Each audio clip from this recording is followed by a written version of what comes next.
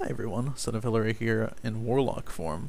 Today I'm going to tell you a little bit about Oracle and how to configure it in regards to using it to track your dots. So Oracle is a mod that I typically use most while I'm on, well, really any of my characters, but I use it primarily to track critical buffs and debuffs that I want to make sure stay up on a target. So for instance, in a raid, you'll have a bunch of different people, and you might want to make sure that one of your people are providing the armor penetration debuff from Sunder Armor or Expose Armor, or you want to make sure that somebody's applying the melee slow speed effect from either Judgments of the Just or Thunderclap or Infected Wounds or Icy Touch, and Oracle is really, really good at doing that because it's able to categorize buffs based on what class they fall into. So be it attack speed slow or armor reduction or something like that. So it's really powerful for that, but it can also be used as an effective way to track your dots and to make sure that you have up the ones that you need. So I'll go ahead and show you how to do that real quick. Whenever you load up Oracle, by default, you have a little gray box here in the center, and that's its default frame. So we're going to go ahead and open up the configuration menu here by typing Oracle config, and that'll bring up our setup window. The way Oracle works is that you have a series of frames that you can configure, and you can have as many of them as you want, and each frame will generally be tied to a specific unit. So you could use your focus target, your focus's target, your pet's target, your player frame, or your player themselves, or your target or your target's target. We're going to go ahead and go with target for now because we're going to be tracking dots, and obviously we mostly care about dots on our target. First though, let me go ahead and enlarge this a little bit. We'll go ahead and make this a little bit bigger. Tracker size, make it up to about 40.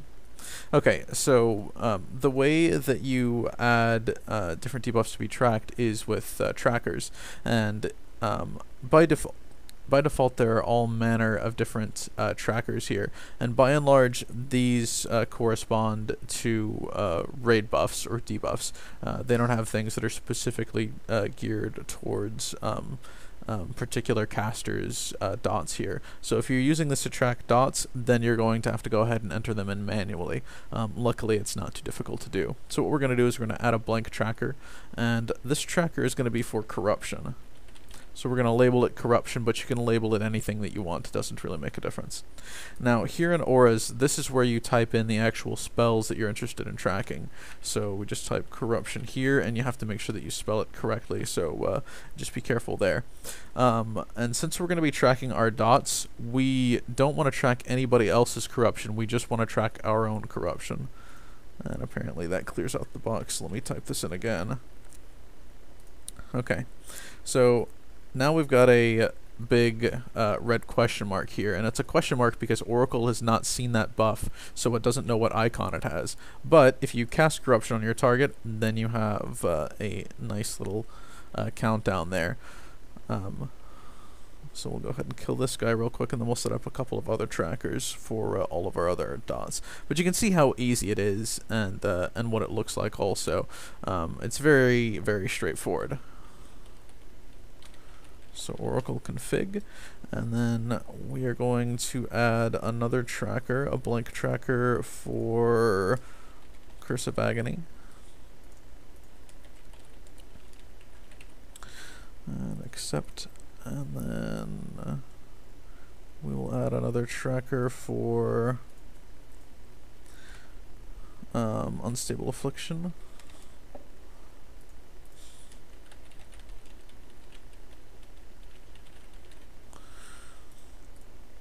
And then we will add one more tracker for Haunt.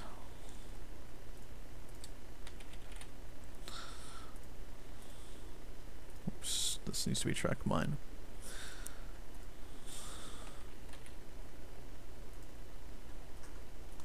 Okay. So now we've got 4 boxes, 3 of which are question marks because Oracle has not seen that buff yet. So let's go ahead and make it see it. So we'll put that up on him, and a haunt, and a, oh, that's supposed to be unstable affliction, not seed of corruption. Here we are. Okay, so you can see that we have all of our buffs, or all of our dots tracked, and it makes it really easy for you to see which ones that you need to refresh on a given target. So I like this a little bit better than some of the other things that I've seen that tend to grow or shrink dynamically based on whether or not you have a given dot up there. I generally, when I'm trying to keep dots up, I don't so much care about what I have up there as what is missing, and I think that this does a better job of helping you track what's missing. And now one more thing that we'll do is move this frame around a little bit so you can actually see my character. So if you go here to the general frame and hit the checkbox under Windows Locked, it will unlock it, and then you're able to actually move it so that you can see your character a little bit better and move it into just a place that fits better with your UI in general. Okay, I believe that is all that I want to show you about Auracle. That's probably the key thing about it. There are other things that you can do with it, like track to make sure that your raid buffs are there, and I guess I can show you how to do that real quick. So let's go ahead and do that. So what we're going to do here is we're going to add a new window that tracks our raid buffs, and it's pretty much exactly the same as doing it for target, so we'll just do a couple of them really quick. And these will also be easier because we can use some of the template trackers here. So the first thing you need to do is make sure that you change the watch unit to be player instead of target, because you actually want to see if you have all the buffs that you need. And then we will hit the tracker window. And you've got two different tabs for buffs and debuffs, and they kind of categorize the buffs differently here. So, for instance, we probably want to know whether or not we have kings or not, and we probably want to know if we have Mark of the Wild or Gift of the Wild, and each time you mouse over one of these, it'll show you what buffs or debuffs fall into that category. As a caster, I really don't care about agility and strength. I do like stamina, though. Health is nice, intellect is nice, and spirit is nice. And then we have these general ones that you can also look for, also damage and haste and what have you. Let's also go to caster, and we can do spell power. And I think those are the only ones that we'll have access to. So let's go ahead and close this. And we have a new frame here, and by default it's all going to be gone. So let's go ahead and get an imp out so we can see Blood Pact pop up. If I can see where my imp is. Well, we'll summon Fell Hunter first. He has the int and spirit buff.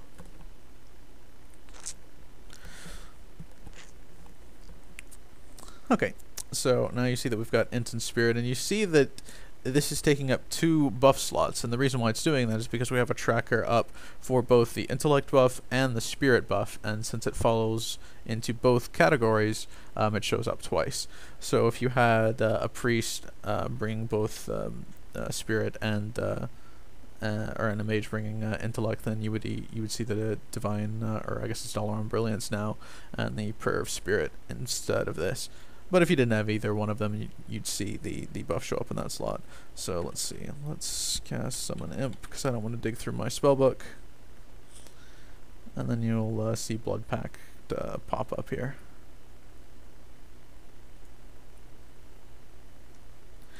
So there you go. Now you see that we don't have the spirit buff anymore, and we have Blood Pact. So I find this to be pretty useful for tracking raid buffs. That's one of the things that I use it for in my warrior. So I can tell very quickly and easily who still needs to apply their buff well before the pull, and it's really easy to see rather than looking through the 20 or 30 buffs that you might have up here.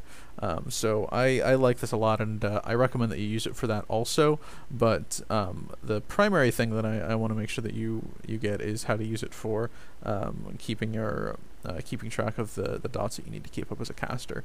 So I hope that this has been helpful for you. I'm going to go ahead and cut it off here, and thanks for watching.